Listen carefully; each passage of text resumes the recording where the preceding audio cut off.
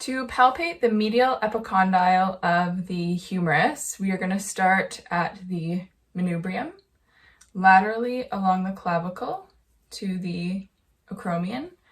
From the acromion, dropping inferiorly onto the greater tubercle of the humerus, inferiorly along the humerus past the deltoid tuberosity, along the lateral aspect of the arm, until I reach a large bony prominence, which is the lateral epicondyle of the humerus. From here, I can travel medially across the cubital fossa until I reach the medial epicondyle. So I'm going to have my patient just hold their arm up slightly. So the medial epicondyle is a large bony prominence on the distal aspect of the humerus, just posterior or medial to, lateral to the condyle. Just lateral to that medial epicondyle is where your ulnar nerve runs. So if you've ever whacked sort of this part of your elbow, it's called your funny bone. Right in there is the ulnar nerve. So here is the medial epicondyle of the humerus. To palpate the lateral epicondyle of the humerus, I'm going to start my palpation on the manubrium, moving laterally along the clavicle to the acromion. From the acromion, distally or inferiorly to the greater tubercle of the humerus, distally along the lateral shaft of the humerus, past the deltoid tuberosity, and continuing distally to the most distal aspect of the humerus. And here it is, a large bony prominence, which is the lateral epicondyle of the humerus. To palpate the olecranon process of the ulna, I'm going to start on the manubrium, moving laterally along the clavicle to the acromion, inferiorly onto the greater tubercle of the humerus, traveling distally along the shaft of the humerus until I reach the lateral epicondyle. From here, I can move medially. So I'm going to have my patient extend their arm. And from that lateral epicondyle, if I travel medially, this large bony prominence is and then I'll have my patient flex the elbow again. So right here is the olecranon process of the ulna, and what most people think of as their elbow.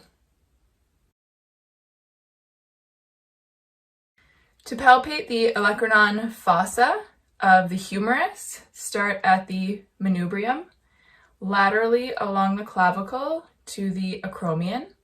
From the acromion, dropping inferiorly onto the greater tubercle of the humerus, distally along the shaft of the humerus until I reach the lateral epicondyle of the humerus. To palpate the olecranon fossa, it's important that your patient's elbow is flexed to move the olecranon process out of the way. So I'm going to ask my patient to bend their elbow up to 90 degrees, and I'm actually going to get you to hold your arm up just a wee bit. Good. So our olecranon process is right here. If my patient extends the elbow, see how it moves up and in line, directly in line with the lateral epicondyle? In this position, the olecranon process is sitting inside the olecranon fossa. So I'm going to keep my finger on the olecranon process just to show you that as my patient flexes the elbow, that olecranon process moves out of the way.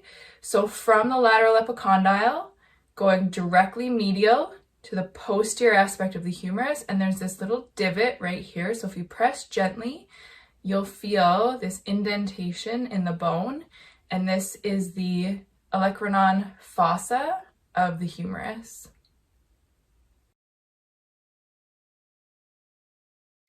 To palpate the medial supracondylar ridge of the humerus, start your palpation at the manubrium, move laterally along the clavicle to the acromion, inferiorly onto the greater tubercle of the humerus. Palpate distally along the shaft of the humerus until you reach the deltoid tuberosity. From here, what you can do is move posteriorly, and you're going to just wrap your hand around the posterior aspect of the arm. So from here, I'll show you this way. From here, you're going to just gently squeeze as you palpate distally down the arm. And as you're squeezing, you're feeling for a ridge on the medial aspect of the arm. So if you hit the medial epicondyle, which is right here under my pinky finger, then you've gone too far. It's just slightly above that. So if I gently squeeze the shaft of the humerus as I palpate distally, I can feel a bony ridge right here, which is the medial supracondylar ridge. Get my other fingers out of the way. And here is the medial epicondyle. So this is where the ridge is, and then this is the medial epicondyle here.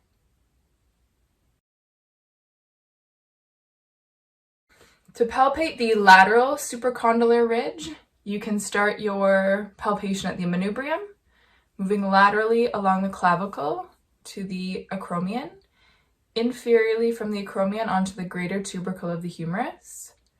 Travel distally along the shaft of the humerus until you get to approximately the level of the deltoid tuberosity. Then you're going to grasp your patient's arm. You can squeeze, so grasp from a posterior aspect, you can squeeze the arm gently. So you're going distally down the humerus, and you're palpating for the ridge, which is prominent before you get to the lateral epicondyle. So my lateral epicondyle is here. That lateral supracondylar ridge is right here above it. So I can feel the edge of where the shaft of the humerus starts to widen a bit, and there's a ridge.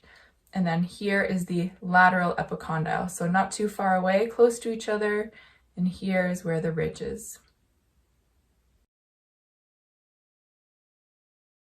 To palpate the shaft of the humerus, start at the manubrium, moving laterally along the clavicle to the acromion, distally onto the greater tubercle of the humerus. From here, just inferior to that greater tubercle is the shaft of the humerus. So I can palpate the full length of the shaft of the humerus right down before I get to the epicondyles. So this is the full shaft of the humerus. To palpate the shaft of the radius, you can begin your palpation at the manubrium, move laterally along the clavicle to the acromion, inferiorly onto the greater tubercle of the humerus, travel distally along the shaft of the humerus until you reach the lateral epicondyle of the humerus. From here, you can palpate further distally until you get on to the head of the radius. To confirm that you're on the head of the radius, you can turn your patient's arm into a supinated and pronated position. And as you turn the forearm into a supinated and pronated position, you'll actually be able to feel the head of the radius spinning underneath your fingers. So from the head of the radius, the shaft is just distal to that, and it's on the lateral aspect of the forearm. So I can start my palpation distally along the shaft of the radius. It's a little bit more difficult to feel the shaft of the radius when you're more proximal because of the musculature that overlies that area, but I can palpate along the shaft of that radius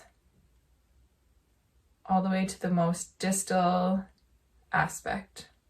Okay, so here's the shaft of our radius.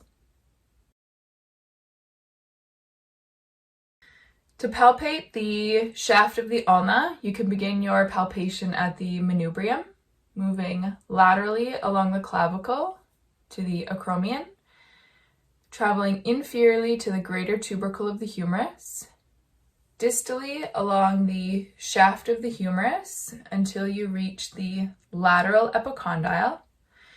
From here, if your patient's arm is extended, you can move directly medial until you get on the olecranon process of the ulna. So this is a portion of the ulna. So to palpate the shaft, which is on the medial aspect of the forearm, you're going to go from the olecranon process and then palpate distally along the shaft of the ulna until you reach, you can bend, there we go.